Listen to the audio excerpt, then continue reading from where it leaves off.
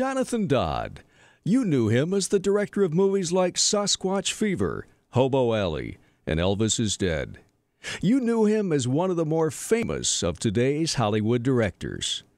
But what most do not know is that John was never comfortable with his fame, following a tragic road of alcohol abuse and drug addiction. Sometimes he would be up till 4 in the morning, snorting coke and drinking. This is the story of a cinematic genius that lived life on the edge, made movies that touched our hearts, and died way too soon. This is the story of Jonathan Dodd, the true Hollywood story. Jonathan David Dodd was born September 30th, 1987 in Fredericksburg, Virginia. He was like any kid growing up in a small rural town. He excelled in school, was a natural artist, and played left field on his high school baseball team.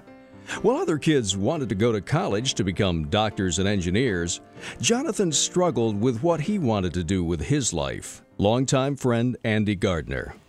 John was an 18-year-old kid who liked to play sports, who liked to draw.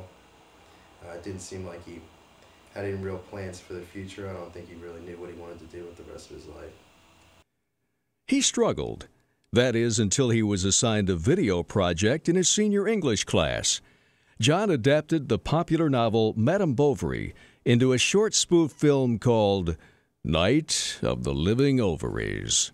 Whenever he had a project to do for, it could have been a science class or a history class or an English class, if they gave him, a project to do, he always asked if he could do his project through video. Jonathan truly knew what he was meant to do. After a short 4 years of college at Virginia Commonwealth University, it was off to Los Angeles to seek his fortune. Once in California, he started his own independent film company called Wasted Youth Productions. He wrote, directed, and edited his own films. His parents were proud, yet surprised to see him do so well on his own. It came as a shock to me. It was really neat. I was proud of that boy. His big break came when his autobiographical documentary entitled My Movie took both jury and audience awards at the 2013 Sundance Film Festival. Studios were soon knocking on John's door. When we come back, John's addictions get the better of him. I begged and I pleaded with him to stop. I just don't understand what would make someone want to just throw their entire life down the toilet like he did.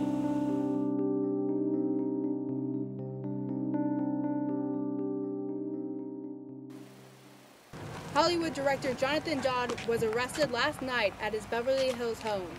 Police say Dodd was in possession of at least 4 different types of prescription pills and cocaine. This shining star seems to be fading.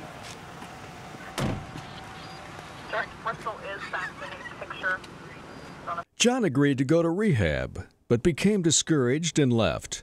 He was there a grand total of 3 days.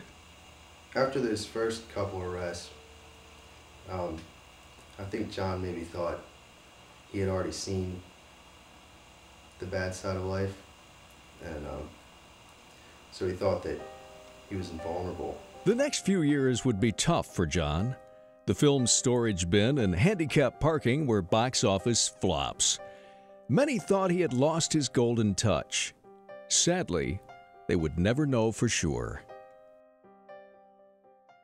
Jonathan went back to work on his 10th motion picture entitled Invulnerable, a film that would never be finished.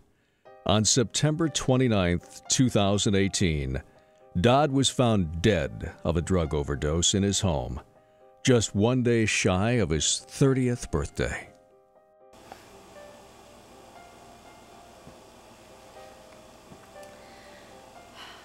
He was a good kid.